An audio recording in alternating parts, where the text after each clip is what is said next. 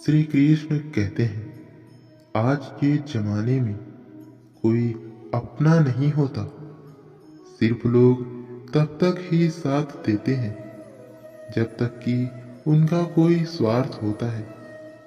अगर कोई अकेला है तो इसका यह मतलब नहीं कि उसे कोई पसंद नहीं करता, बल्कि वह अकेला इसीलिए है क्योंकि उसने दुनिया की औकात जान ली है। लोगों को परखने की आदत डालो।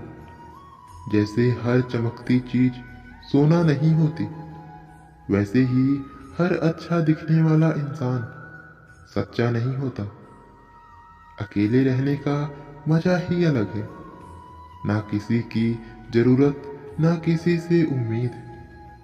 सफाई वहां देना चाहिए जहां उसे सुनने और समझने वाला एक खुला दिमाग हो।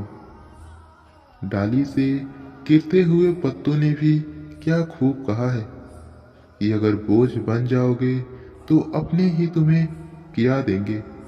जिस तरह से समुद्र के खारे पानी को गर्म करने के बाद नमक एक कोने में दिखाई देते हैं, ठीक उसी तरह से जब हम ध्यान और भक्ति तब करते हैं तब हमें भगवान के दर्शन हो सकते हैं।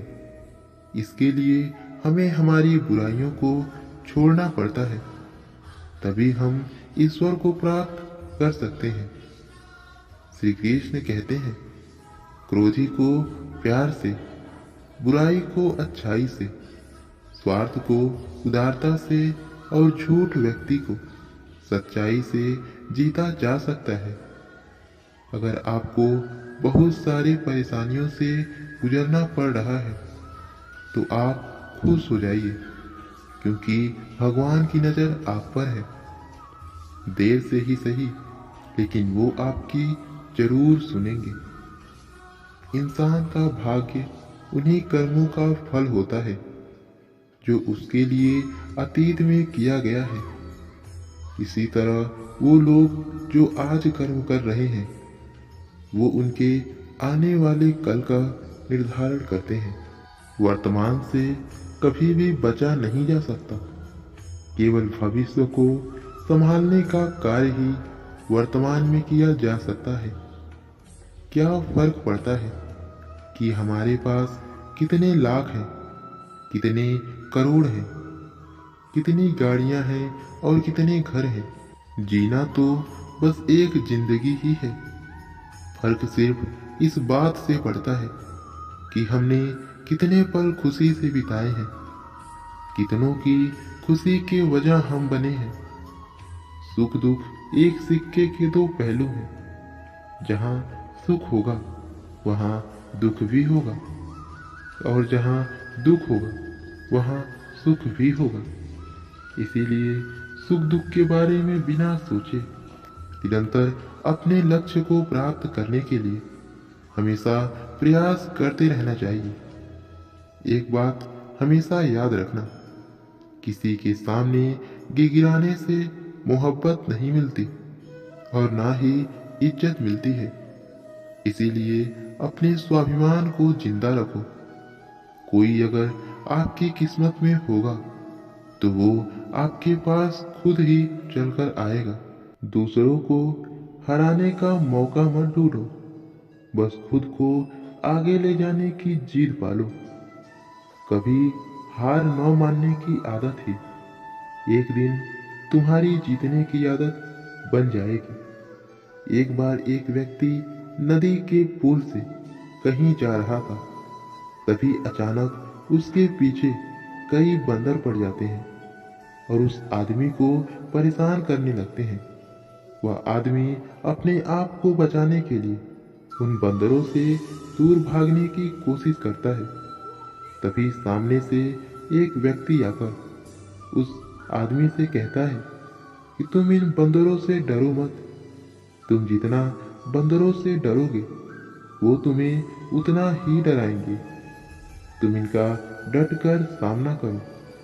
और वो आदमी उन बंदरों का सामना करने के लिए उनकी तरफ देखता है उन बंदर की आंखों में आंखें डालकर चिल्लाने लगता है और सभी बंदर वहां से भाग जाते हैं। इसी प्रकार हमारे जीवन में भी नकारात्मक विचार इसी बंदर की तरह होते हैं। जितना हम इन बंदरों से डरेंगे वह उतना ही हमारा पीछा करेंगे और जैसे ही हम इनका डटकर मुकाबला करेंगे वह वहां से भाग जाएंगे। श्री कृष्ण कहते हैं सिर्फ दो ही चीज मनुष्य के भाग का निर्माण करती हैं। पहला, स्वभाव। अगर आपके स्वभाव में अच्छाई है, विनम्रता है, तो आपका भाग्य चमकेगा। लेकिन यदि आपका स्वभाव क्रोधी है, आलसी है, तो आपका भाग्य बिगड़ना अनिवार्य है। इसीलिए अपने स्वभाव को मधुर और आकर्षित बनाइए। दूसरा, आपकी वाणी। बोलना तो इंसान 2.5 साल की उम्र में ही सीख जाता है, परंतु कब, कैसे और क्या बोलना है यह उसे जिंदगी भर नहीं आता। जिसे यह बोलना आ गया कि कब, कहाँ और कितना बोलना है, समझ लो उसे सफल होने से कोई रोक नहीं सकता। पिता से बड़ा कोई सलाहकार नहीं, माँ की छांव से बड़ी कोई दुनिया नहीं, भाई से अच्छा कोई भागीदार नहीं और बहन से बड़ा कोई शुभ चिंतक नहीं। इस मतलबी दुनिया से कोई मतलब ना रखो, और मतलब रखना ही है तो बस अपने मतलब से मतलब रखो। दोस्तों, इस वीडियो में बस इतना ही। मिलते हैं अगले वीडियो में।